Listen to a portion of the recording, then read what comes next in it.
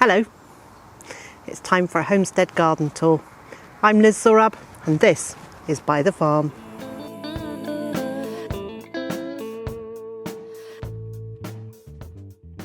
So we'll start just here outside the back door, and in the gravel here I've noticed that there are some young plants growing.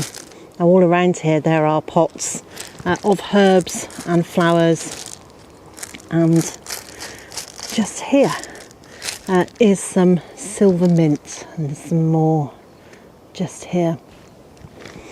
And this has grown from seed that was set from a silver mint plant there.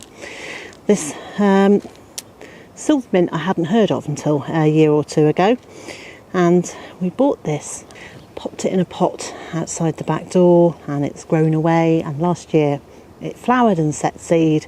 And this year we have these little seedlings, which I'm really pleased with. So my plan is I'll move the pebbles away from them so Mr. J knows not to pull these out and that they're not weeds.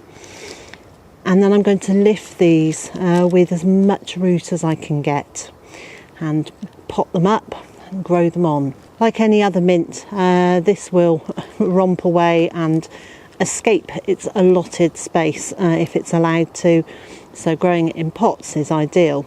This is our decking area. It's very scruffy, we don't really ever sit on it. I tend to put plants on it to care for them in the spring.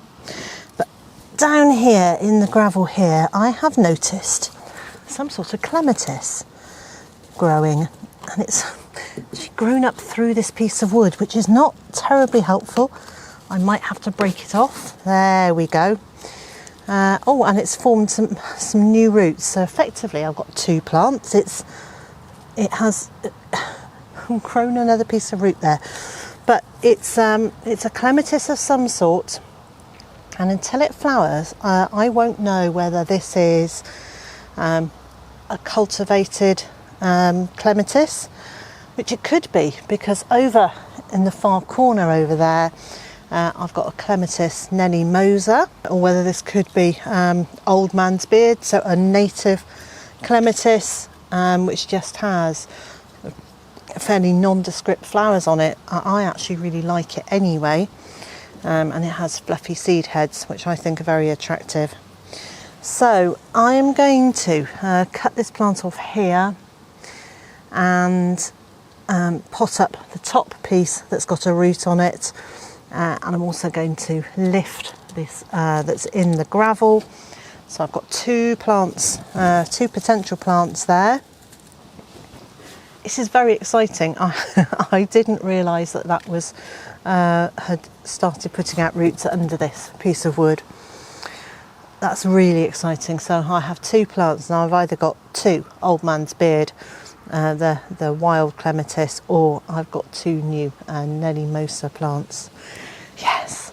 Here at the front of the house I've got the late maturing strawberries, which are at the front of the mini orchard, and for the last year or so they've been sending out runners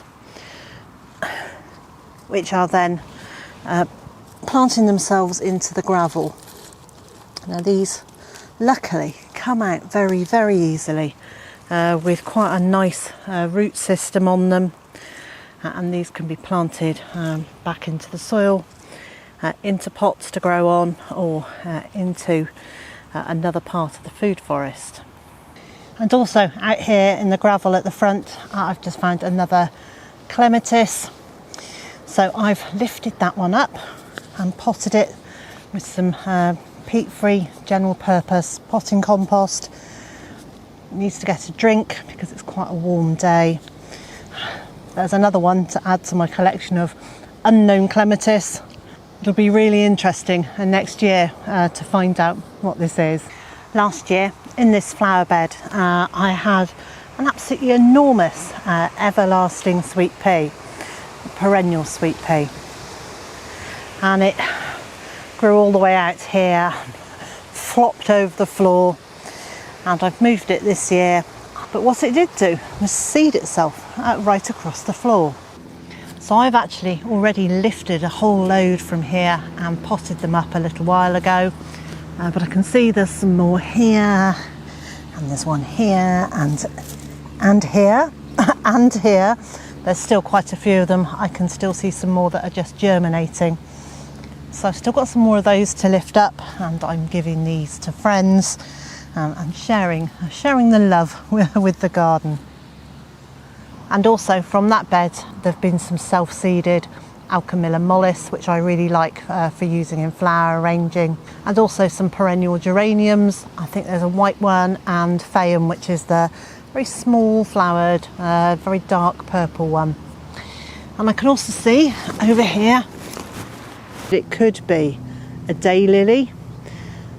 The leaves don't feel quite right for it to be a daylily. I'm quite happy to have crocosmia, which is also called Monmouthshire. Happy to have that growing in the garden as long as I keep the areas confined. Oh, and just a reminder that this coming Saturday Mr. J and I will be doing a live chat over on Patreon, and that's a patrons only live chat, and if you want to join us please head over to Patreon at patreon.com/Liz Zorab. So here are the perennial sweet peas that I picked up before and I've potted on. So I'm pleased with those, and I've been sharing those around. There's the geranium. That's feeling, even though it's been out in the rain, that's feeling a little dry. So I'll just pop that in some water. Here's the largest of the sweet pea plants. How's that doing? Well, that's moist enough. And here is the other plant that I think could be a crocosmia, or it could be an iris. But I'm going to add into that pot the one that I've just got out of the wood chip pathway. In it can go, cover up its little roots.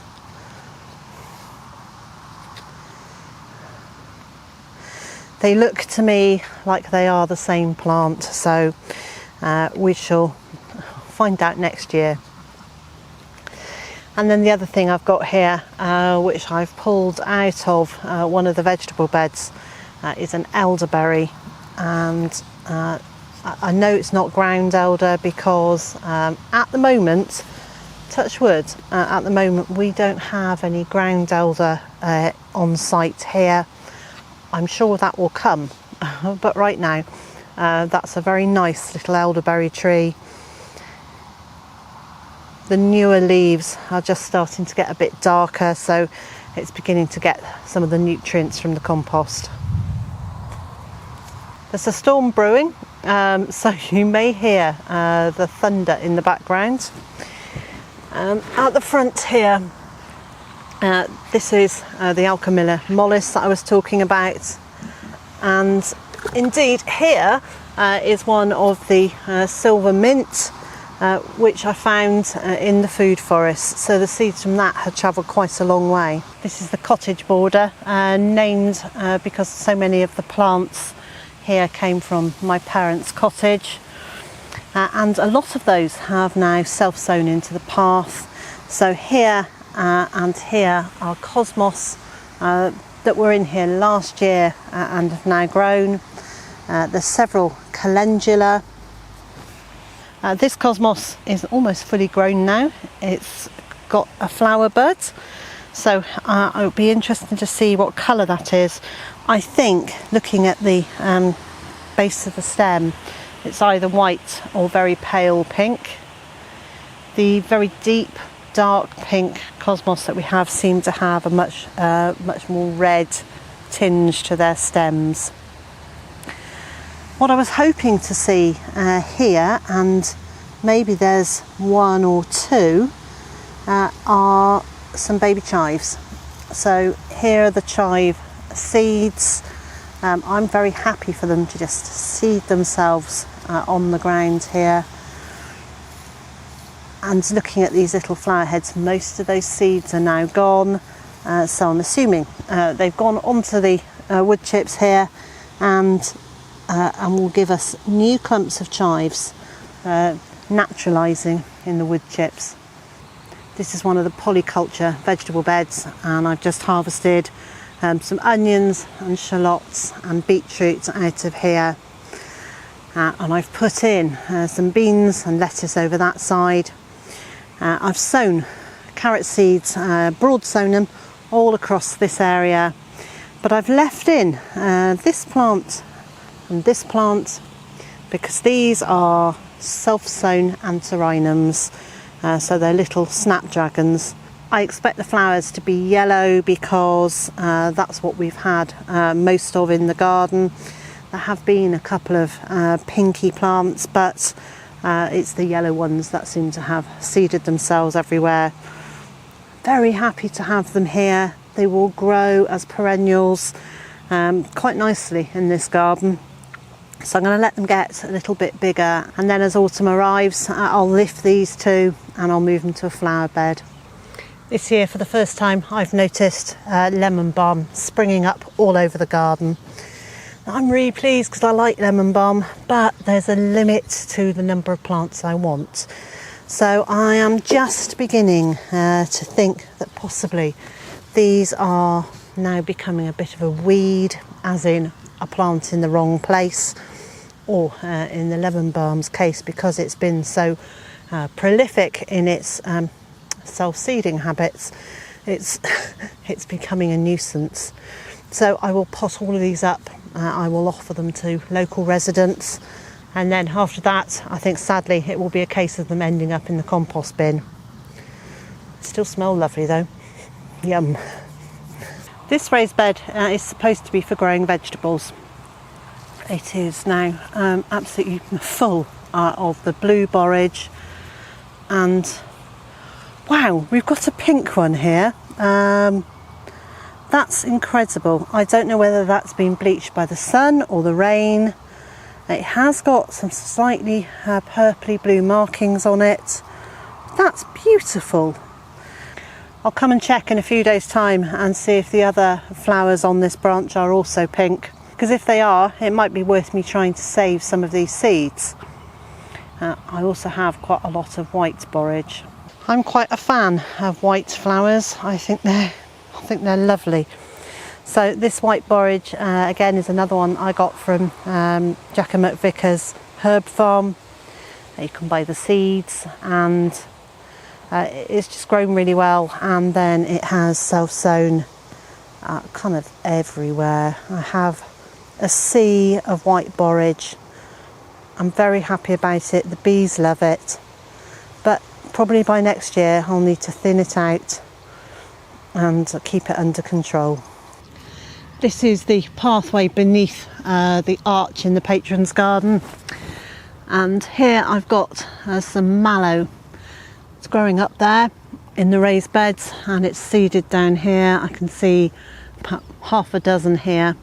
I'll lift these and pop them into the bed over on that side so that they start echoing the planting across the two beds. And just here is what I think is probably bronze fennel, but it could be dill, or it could be a cross between fennel and dill. They will cross-pollinate, and who knows what this one is. This pot has got blackcurrant cuttings in it, and it's also got a whole load of mustard seeds grown in it. And this is a mustard called Oriental Ruby Streaks, of which I have saved masses of seeds. I really like this. But it's sown itself in this pot, so I've been harvesting this to use in our salads, and before too long I'll take the plants out to make room for the little blackcurrant plants that are trying to grow in the pot. So hopefully that's given you a few ideas for looking for some of the plants that might have self-sown in your garden. I've found all sorts of things from little spruce trees, and I've got cuttings that I've taken. So this was a cutting that I took a year ago, in fact a year ago yesterday.